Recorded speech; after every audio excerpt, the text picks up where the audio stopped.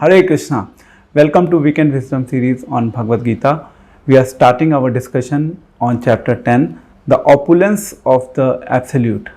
So we all know that God is great, but there are very few people who really think about the very fact that how God is great.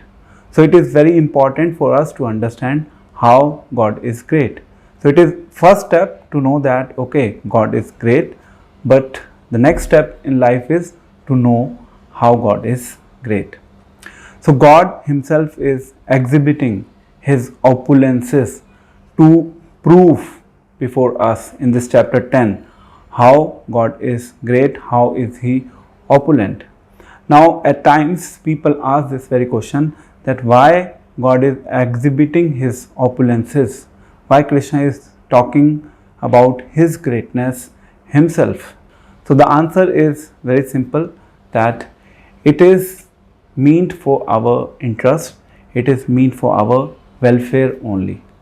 When Krishna is talking about his opulences, when Krishna is glorifying himself, it will be ultimately for our benefit. How? Let's understand it with the help of an example. Let's say if we visit in a foreign country, and when we are traveling, on the way we met a stranger, we do not know that person before, and somehow later on we come to know the fact that that person is very influential, he has a lot of powers and he knows a lot about that place. And as soon as we get to know about this very fact, that our life becomes very easy when we are traveling in a foreign country. He can help us a lot. But for that, first we need to know that okay, this person has some influence, this person has some control, this person has some powers. Likewise, if we know about God, if we know about his extraordinary opulences, his powers, then what will happen? We will not have any other alternative in life but to surrender to him. And that surrender will be meant for our welfare only. So that's why for our welfare, for our benefit and in our interest, Krishna is talking about his opulences. So let's look at Shloka 1. In fact, verse 2nd and 3rd is also on the same lines. Bhuya eva mahabaho shrunu me param vacha yate ham priyamanaya vakshayami hit kamyaya. Translation. The Supreme Personality of Godhead said, "Listen again, O mighty armed Arjuna, because you are my dear friend, for your benefit I shall speak to you further, giving knowledge that is better than what I have already explained." We know that Krishna consciousness is very simple, but at the same time it is very difficult to execute it. So Srila Prabhupada said that process is very easy, application is difficult. For example, if we ask people to leave tea or coffee in their life, for them it's very difficult to leave tea. They cannot survive without tea. So here we see that it is necessary for Krishna to speak repeatedly the same message in the different ways to Arjuna, because Krishna is acting as a spiritual master, guru and friend of Arjuna, and it is a duty of Krishna to instruct him repeatedly, because it is difficult for people in general. It is very difficult to accept the path of devotional service at times. So Krishna is again and again emphasizing the need of understanding this message, this philosophy through different ways, through different means, so that within this very life itself we can make our life successful by progressing in Krishna consciousness.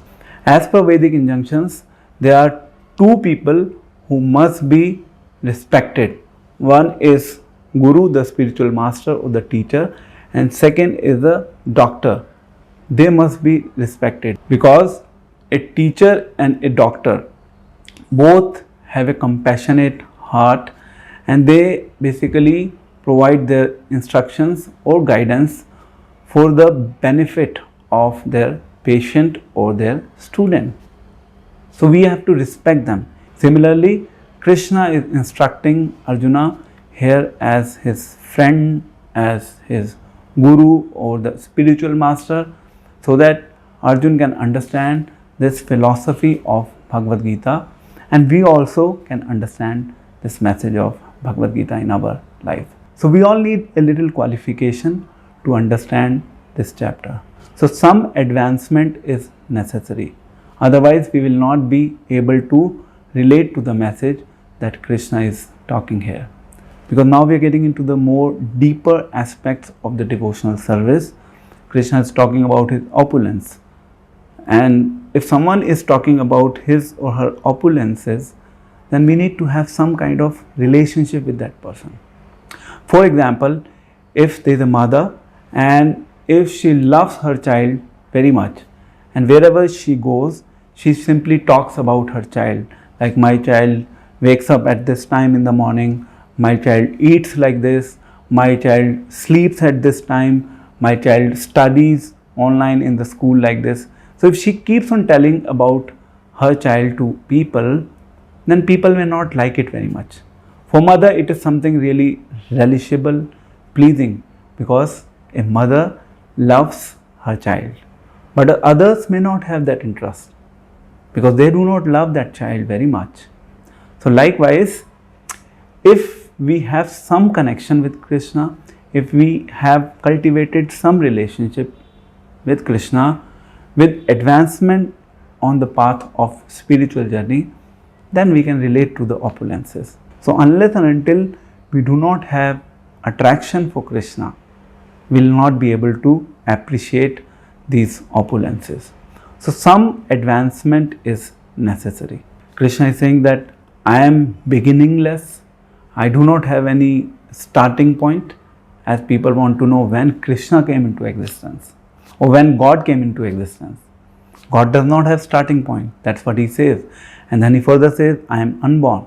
Now all these things cannot be just understood when we are beginning onto the path of spiritual life. We have to have some qualification. At least if we do not have anything, we need to have faith. We need to have faith in the words of God. If we will have faith, then we will be able to relate to this message. Now if we look at Shloka 4 and 5, Krishna is talking about different qualities. And we all have some inherent qualities, some inherent features within us. We all have intelligence, we like to do charity, honesty, truthfulness, all these different qualities. So we'll discuss all these different qualities in the later chapters, but for the current understanding, we should know that all the different qualities that exist within us, those qualities have been created by Krishna only. So this is the sum and substance of Shloka 4 and 5. Alright, now let's move on to Shloka 8 to 11. Now these 4 shlokas are very critical, very important for every one of us to know. And the remaining discussion for today would be on these 4 shlokas. And these shlokas are also known as Chatur Shloki Bhagavad Gita, because these shlokas gives us a complete overview and understanding of what Bhagavad Gita is all about. So if we get to know about these 4 shlokas properly, that means we can understand the philosophy of Bhagavad Gita. So let's recite Shloka 8 together. Aham sarvasya prabhavo matta sarvam pravartate iti matva bhajante mam buddha bhav samanvita.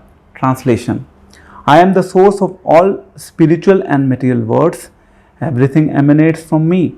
The wise who perfectly know this engage in my devotional service and worship me with all their hearts. So first of all, Krishna is telling that I am the origin of everything. Everything that you see, everything that exists within this world or beyond this world is coming from me. Everything has been created by me. I am the source of everything. This is first instruction in this shloka. So be it material world or the spiritual world, originally everything belongs to Krishna.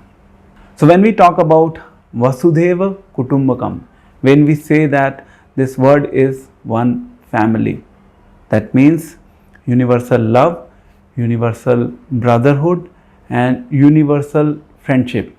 We talk about all these concepts, but unless and until we do not understand the very fact that God is the origin of everything and we all are meant to love God, we cannot really practice this principle in our day-to-day lives. So for that, God has to be the center of our lives. So we have to cultivate God consciousness. Without cultivating God consciousness in our life, we cannot follow this principle in our life. It appears very interesting, it appears very nice when people talk about Vasudhaiva Kutumbakam. But to follow that principle in our life, we have to first understand that everything is coming from God and everything should be engaged in the service of God so that we can love God. And when we love God, then we can easily learn to love everything that basically has been originated from God. This is called as universal love. People who understand that God is the most efficient cause of everything, then what do? First, Krishna says that Buddha means that they are wise people because they know that the origin of life, origin of this material world is not just coming in from the matter. The origin of life, the origin of this world, the origin of everything that we see within this world is ultimately coming from God. So those people are wise, and wise people, what do? They bhajante, they basically engage themselves in my devotional service. How?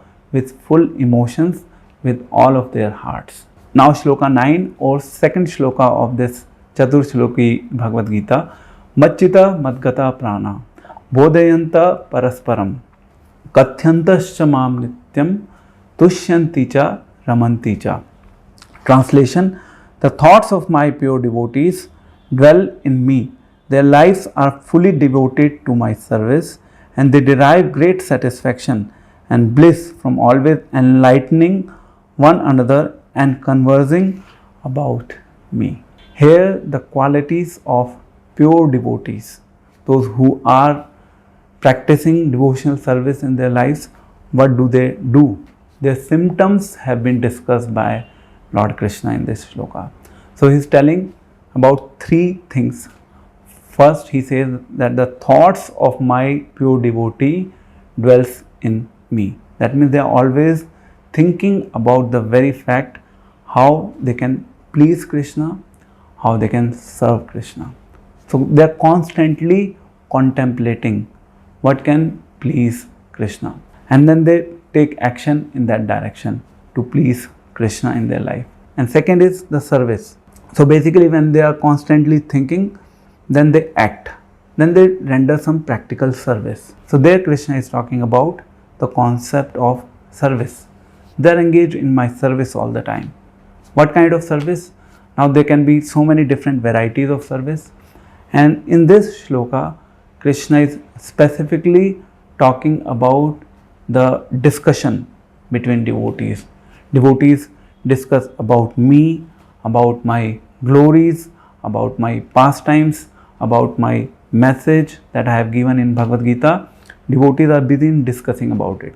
So in the beginning, the seed of devotional service is sown within the heart, and then eventually it gets fructify. How it gets fructify? It becomes fructify when it is being regularly nourished. Nourished with what? Nourished with water. And what is the water? Water is the chanting and hearing about the glories of God. So the analogy has been explained in the purport by Srila Prabhupada. So the seed of the devotional service is already sown in the heart of a devotee. Then he starts practicing devotional service. He hears, he glorifies, he chants the holy name of the Lord. Then gradually that seed fructify and it turns into a plant. And then what happens next? Then the plant gives the fruits and flowers. So likewise, a devotee, when he is practicing Krishna consciousness with the gradual practice on a regular basis, the seed of devotional service is fructified within the heart. Then our devotional service is grown. Then what happens? Then the fruits come onto it, flower comes onto it. Then we simply distribute those fruits and flowers to others in the form of devotional service. And that is the discussion, that is the conversation that devotees do. That is basically their responsibility. They glorify the Supreme Personality of Godhead. They make their hard efforts to make others understand about this message of Krishna consciousness. They want that everyone should be benefited with this sublime message of God, because they have experienced that yes, it is really beneficial for them in their lives. So why it should not be shared with others? So we have to give it to others. This is the central theme of this shloka. For example, a musician always strives to perform best in his life. Likewise, a devotee always tries to render best service so that it can please Krishna. The more it will please Krishna, the more we will be able to come closer to God. The musician always strives for best.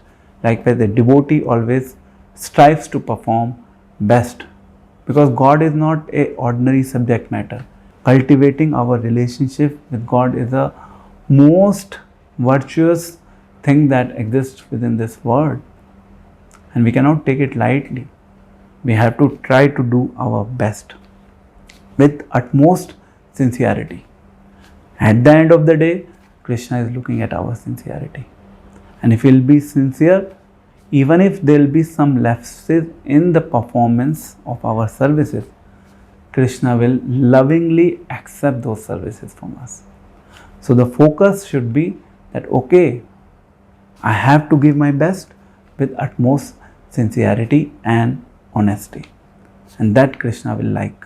Alright, the focus of Shloka 9 is basically on service. Devotees are always hankering to render best service to Krishna. And ultimately, what is the fruit of that service? The fruit of that service is the satisfaction and bliss. That's what we all need in life. That's what we all hanker for in life. And the path of devotional service has that facility available. But we have to be little sincere in our endeavors. Let's move on to Shloka 10. Tesham satata yuktanam bhajatam priti purvakam dadami buddhi yogam tam yena mam upiyanti te. Translation: to those who are constantly devoted to serving me with love, I give the understanding by which they can come to me. So in this shloka, the word buddhi yogam is quite significant. Here Krishna is talking about action in Krishna consciousness. We all have intelligence. Now someone may use the intelligence to prosper in this material world, and someone may use the same intelligence to progress in spiritual life. So intelligence is there. We have to just learn to make a wise use of that intelligence. So action in Krishna consciousness is the best and the wise use of our intelligence. Now here Krishna is telling that I give them the understanding through which they can come to me. For example, if there is a darkness in the room, everything is there in the room, all the different objects exist in the room, but if there is a darkness, then we cannot see anything, just because of the absence of that light. So darkness is basically nothing but it's a manifestation of ignorance. Now what Krishna does? Krishna helps us to remove that ignorance. If you are constantly rendering devotional service to him, then Krishna will think, okay, yes, this devotee is always rendering devotional service to me with all sincerity. Let me try to remove the ignorance from his life so that he can be just focused on serving me, and then he can come to my eternal home, residence in the spiritual world, and there also he can constantly render service to me because he is focused on serving me. His focus is on my service. Let me help him. Krishna is telling that he will take care of them. Krishna will remove their darkness, and then they will get out of that zone of ignorance, and then they will be able to see everything within the room. Because darkness is not there, light has come into the room. As soon as the light will come into the room, everything will be clearly visible to us. So here we see that Krishna is ready to help his devotees. Krishna is ready to take out people from darkness, provided people are ready to render service to him with some sincerity. To the extent we will be sincere, to that extent Krishna will be ready to help us. Now let's move on to Shloka 11. There Krishna has used a very specific word, Anukampartham and Jnana Deepena Bhasyata. Anukampartham means to give them special mercy. To show them special mercy, I, dwelling in their hearts, destroy with the shining lamp of knowledge the darkness born of ignorance. Now here in this shloka, Krishna is talking about the special mercy that he gives to his devotees. So every devotee might not be educated, every devotee might not be so much intelligent that he understands the philosophy of this bhakti yoga, Krishna consciousness in detail. He may not have access to the scriptural knowledge. A devotee may not have access to the guide or the spiritual master or the teacher. But Krishna is telling that if a devotee is sincere, I will personally take care of him. That devotee will be helped by Krishna through his special mercy. We all know that Krishna is sitting within the heart of all the living entities. Sarvasya chaham hriday sannivisto. So Krishna is sitting within the heart, and when Krishna sees that yes, this devotee is sincere, this devotee is really looking forward to understand me, he is trying to engage all his capacities, energies in rendering services to me, then I should help him. And that help is the special mercy of Krishna. So the final outcome is when we engage in devotional service through different means, it clears the dust of the heart. We all have the dust accumulated within our heart in the form of different anarthas. And because of that accumulation, we are unable to understand Krishna. We are unable to appreciate our relationship with Krishna. And that is why Krishna has given us this knowledge in the form of Bhagavad Gita, so that we can try to apply a little intelligence in understanding Him and cultivate our relationship with Him. Eventually, that relationship will turn into a spontaneous relationship. In the beginning, it may not be a spontaneous relationship, but as we progress, it will turn into a spontaneous relationship. So to summarize the discussions for today on this chapter 10, we started with the very fact that God is great. How God is great, we need to know this. To know this, we have to understand His opulences. And in this chapter, Krishna is talking about His opulences that will be covered later. So there is a necessity from Krishna's side to speak this message again and again in different ways, so that we can stick to the path of devotional service. We can understand this process easily. We can apply it in our day-to-day lives. Then we discuss the 4 most important shlokas of Bhagavad Gita, known as the Chatur Shloki Bhagavad Gita. 8, we talked about Krishna as the origin of everything. Once we understand this, then we engage ourselves in the devotional service with all of our hearts. Then second, in Shloka 9, we discussed about the pure devotees. What do they do? What are their actions?